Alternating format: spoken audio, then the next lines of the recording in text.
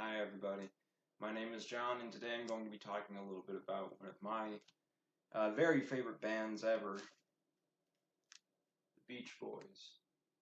This is their, see if you can, maybe you can see that a little bit better. Some cool pictures on the back.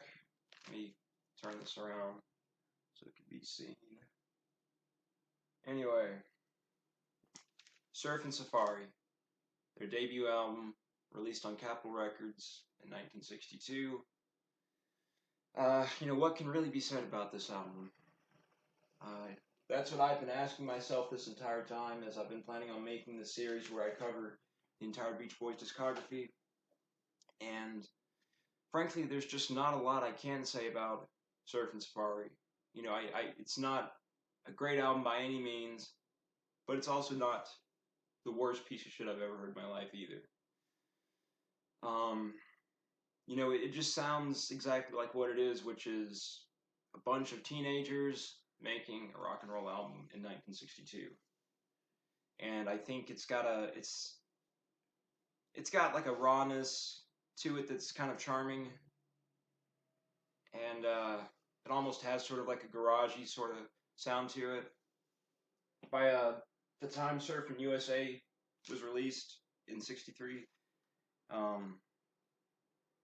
the Beach Boys would sound more like the classic Beach Boys we know today. So, even on this record, they don't quite sound like themselves, or at least, like the incarnation that we're all so familiar with. But I still think this album has its merits, and I still think there are some noteworthy tracks.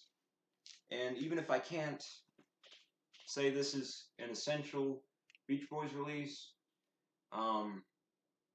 if you're like me and you just have to have every single thing that the Beach Boys ever released or had their names attached to, then I would say get it. But I think out of all the years I've owned this record, and I have like 2 copies of this.